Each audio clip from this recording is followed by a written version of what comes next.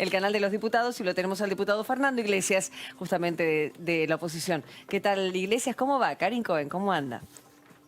¿Cómo estás, Karin? ¿Bien? Bien, todo bien. ¿Por dónde empiezo? ¿Empiezo por teletrabajo o violencia institucional? ¿Por dónde quiere?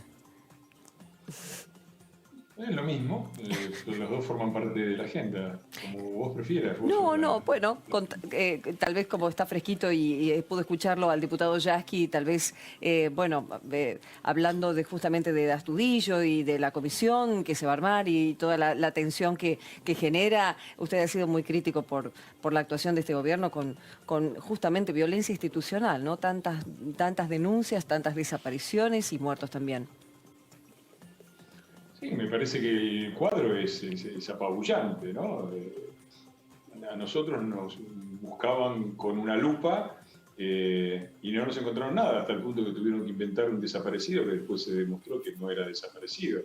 Y ahora tenemos infinidad de casos de todo tipo, de abusos policiales, hoy balearon a un chico por no respetar la cuarentena porque pasó con el auto, desaparecidos como Luis Espinosa, que apareció, fue secuestrado por las fuerzas policiales, estuvo desaparecido y lo tiraron en un barranco en otra provincia. Digo, un nivel de violencia que es vergonzoso, que nos preocupa. Citan a Sabrina Friedrich y a Pietra Gala, pero no con un temario específico sobre eso, sino con un tema más general. Nosotros vamos a plantear estas cosas, obviamente, mañana, ¿no? Que no les quepa a nadie ninguna duda. Yasky lo escucho decir que está dispuesto a escuchar a los familiares. ¿Cuántos días lleva desaparecido? Creo que van 70 días desde la desaparición de Facundo, ¿no? Era hora que se acordara, todavía no lo hizo. Me parece una cosa verdaderamente vergonzosa. Y lo que más vergonzoso me parece es que cuando ellos salieron con la campaña de Maldonado, que fue una desaparición trucha, que no sucedió, que no existió, ellos responsabilizaban al gobierno y pedían la renuncia de Patricia Bullrich. Ahora resulta que todo esto, que es verdad, que sí pasó y que es muchísimo más masivo, es una deuda de la democracia. Porque todas las cosas que hace mal el peronismo no las hace mal el peronismo, son deudas de la democracia y la sociedad argentina. En cambio nosotros, si cualquier cosa, inclusive cosas inventadas como la que mencionaba antes, renuncia de la ministra, política represiva, esto nos cierra sin represión. La verdad es que me parece que es una doble vara que utilizan los muchachos, y muchas veces la utiliza también el periodismo, y que es muy lamentable porque no permite tener una evaluación objetiva de la situación. Diputado, ¿cómo está? Amanda Alma lo saluda. Le quería preguntar, ¿le ¿Qué parece tal? ¿Cómo estás? necesario construir una legislación? ¿No hay en Argentina una legislación contra la violencia institucional? ¿Le parece que tiene el Congreso que aportar en relación a eso? Que, bueno, sin duda es el espacio donde se escuchan las diversas opiniones. ¿O deben ser políticas de Estado por parte de los ministerios? ¿Son políticas que deben desarrollar cada cartera? No creo que sea una exclusividad. Las dos son cosas posibles. Nosotros estamos abiertos a considerar si hay una legislación que nos demuestran razonablemente que eso va a mejorar. Me permito desconfiar mucho, ¿no? Me permito desconfiar mucho justamente basado en la instrumentalización permanente de esta cuestión que han hecho los organismos de derechos humanos, que se han transformado en meras agencias del kirchnerismo. Ustedes se lo señalaban y me parece que no hubo una respuesta por parte de Yasky en esto, que está muy claro el nivel de agitación que armaron alrededor del tema Maldonado, una desaparición que no sucedió y cómo en este momento no existe. Y eso no depende de poder salir a la calle. Yo me acuerdo, salían todos, armaron campañas, salían todos con el cartelito diciendo que aparezca Santiago, ¿dónde está Santiago? Están ahí las fotos de los... nos llenaron en el propio recinto, no sé si recuerdan, hubo varias sesiones en las cuales delante de las bancas de diputados tenían puesto el cartel de Santiago Maldonado. Ahora podrían, quizás no lo puedan hacer porque son tantos los episodios de violencia institucional irreales, graves, no inventados, y no los he visto con los cartelitos. Entonces la verdad que la explicación que da Yasky es una explicación ridícula que no tiene ningún correlato. Ellos agitaron electoralmente, porque era en pleno año de elecciones, el tema de Santiago Maldonado, que era un tema Igualmente, falso, y diputado, todos estos temas que son reales los están desconociendo y eso no tiene nada que ver con la pandemia ni con la muerte. Igualmente, diputado, la muerte de Santiago Maldonado fue una muerte lamentable en un contexto también de desalojo violento de un corte de ruta. Hay muchas circunstancias, no es solamente la cuestión de cómo se planteó en su momento si era una desaparición forzada o no, sino que fue una muerte muy lamentable en un contexto complejo, ¿no? Convengamos que no era una situación particular, que no es que se resbaló caminando por un monte, estaba corriendo de balas de la gendarmería, como bien se demostró. Estaban desalojando un corte. No, es muy... toda muerte es lamentable, sobre todo en una persona joven. Claro. Desde luego que eso es lamentable. Con respecto a todo lo demás, es algo sobre lo que tendrá que expedirse la justicia. Ahí lo que parece evidente es que había un corte de ruta ilegal, que eso ya haya transformado en una costumbre en la Argentina y que haya gente que cree que alrededor de reclamos, legítimos o ilegítimos, puede afectar el derecho de los demás, no quiere decir que las fuerzas policiales ni la gendarmería tengan que aceptarlo. Si la represión fue exagerada, a mí no me consta de ninguna manera que hubiera motivos como para provocar una muerte, pero bueno, esa es una opinión de acuerdo a lo que por ahora aparece en la causa. Lo demás lo tendrá que decir la justicia. Desde luego, estamos de acuerdo en que se investigue y que si hay responsables, paguen. Nosotros siempre hemos estado con esa posición. Nos gustaría que sucediera también con los muchísimos episodios, las muchísimas enormidades que están sucediendo ahora en relación a la cuarentena y la represión por las fuerzas policiales. Claramente.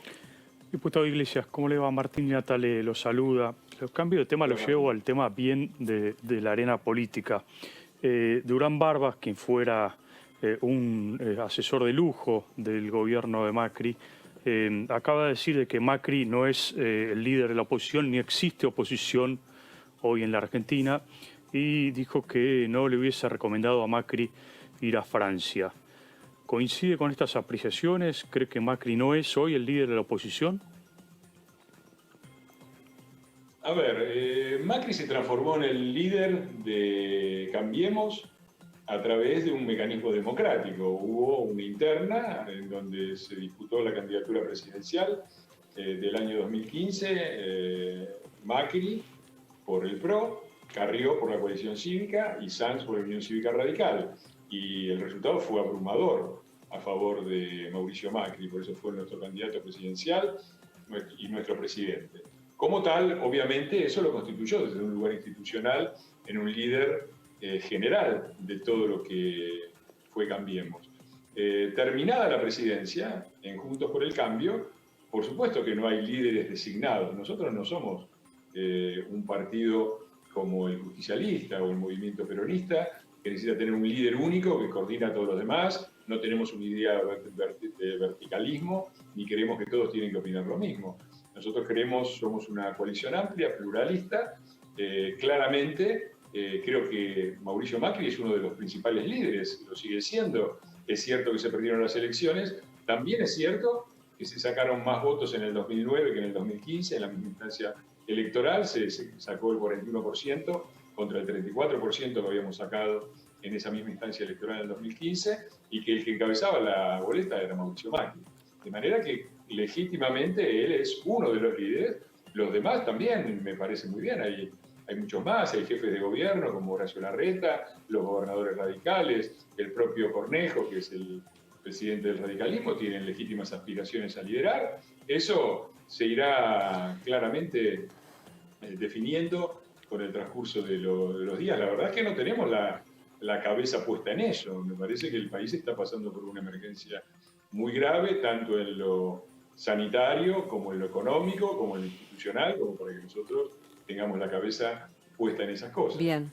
Diputado, una de las cuestiones con las que había arrancado la entrevista, teletrabajo y las distintas versiones y publicaciones hoy de los comentarios de empresarios, completamente de acuerdo algunos, en desacuerdo con esta legislación, es más, Pergolini lo llama imbéciles, y toda una serie de cuestiones que tienen que ver con críticas muy concretas con respecto sobre todo a la reversibilidad de ese artículo. ¿Qué tiene para decir? La ley de teletrabajo arrancó de un proyecto de ley del oficialismo que era desastroso, que era verdaderamente desastroso.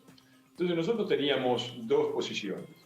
Una posibilidad era la de simplemente decirle, bueno, nosotros somos la oposición, nos parece un proyecto desastroso, si lo quieren sacar, sáquenlo, y bueno, problema para los empresarios y para los trabajadores. Lo que se hizo con mayor grado de responsabilidad fue la de tratar de incidir en esa ley, modificar los artículos que nos parecieron los peores y sacar una ley lo mejor posible. Se decidió por ello. Podemos discutir largo y tendido sobre cuál es la mejor opción, sobre cómo se hace oposición. Eso fue lo que se decidió. Si la ley, yo creo que es una ley mala, que el proyecto original era muy malo, era horrible, y como me pareció una ley mala, yo no lo voté a favor, yo me abstuve.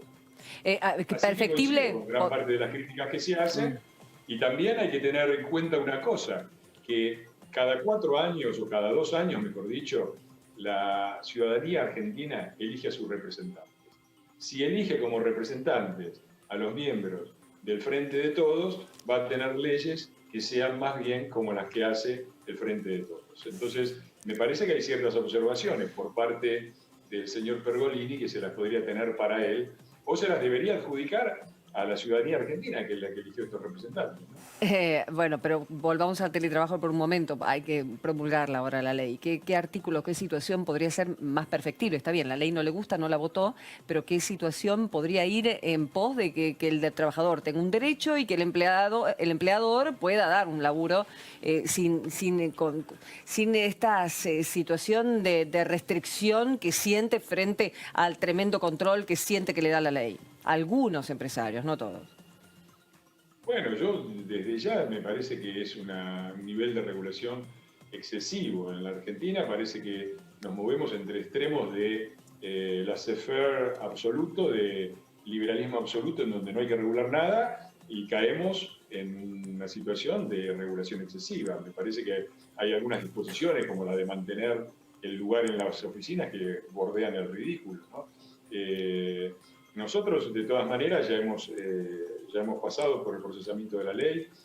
Antes de proponer modificaciones concretas, vamos a volver a estudiarlo. Ahí hubo varios diputados de los nuestros, en particular Alejandro García y Sorel Zucaria, que seguramente tienen un diagnóstico más exacto, y eventualmente vamos a presentar algún proyecto de modificación. Por ejemplo, yo estoy trabajando, probablemente las presente el lunes o el martes, modificaciones a una ley que también salió cuando yo era diputado de la Cámara, y que yo también me abstuve, no voté, a pesar de que el que le impulsaba, el miembro informante, era diputado de nuestro bloque, el diputado Lipovetsky, que es la ley de alquileres, que tuvo los efectos que yo advertí durante mi discurso que podía tener, que claramente eso iba a causar desabastecimiento en el mercado inmobiliario, iba a causar subida de los precios, iba a terminar dañando tanto a quienes poseen departamentos como a los que tienen que alquilar. Y voy a presentar ahora toda una serie de modificaciones en los puntos que yo propuse durante la sesión y que fueron rechazados. Los voy a presentar como proyecto de ley modificatorio. Supongo que vamos a hacer lo mismo con teletrabajo eventualmente. Ajá, por ejemplo, algunos de la ley de alquileres, por ejemplo, alguno de los puntos que fueron rechazados que usted volvería a presentar, ¿cuál sería? Y un punto muy concreto es que tiene que haber, por ejemplo, en una ley que por un lado parece beneficiar, por lo menos aparentemente, abundando en regulaciones al inquilino, supuestamente en el largo plazo creo que lo perjudica, debería haber algo a favor del locatario, porque la mayor parte de los locatarios en Argentina no son grandes consorcios, son gente que ahorró toda su vida, la poca plata que tiene la invirtió en ladrillos y tiene 1 o 2 departamentitos. Era el caso de mi mamá, que vivía con la jubilación mínima y un departamento que habían logrado comprar con mi papá y que lo alquilaban. Entonces yo creo, por ejemplo, que hay que reforzar el mecanismo de desalojo, que el mecanismo por el cual el inquilino puede quedarse en la vivienda y tiene que ir a un sistema de procesamiento del reclamo del propietario, que a veces lleva años, debería ser desestimado y debería haber un íter, una forma de procedimiento veloz que provoque el desalojo. compensado también con la protección de chicos, ¿no? Si hay niños en la vivienda, Bien.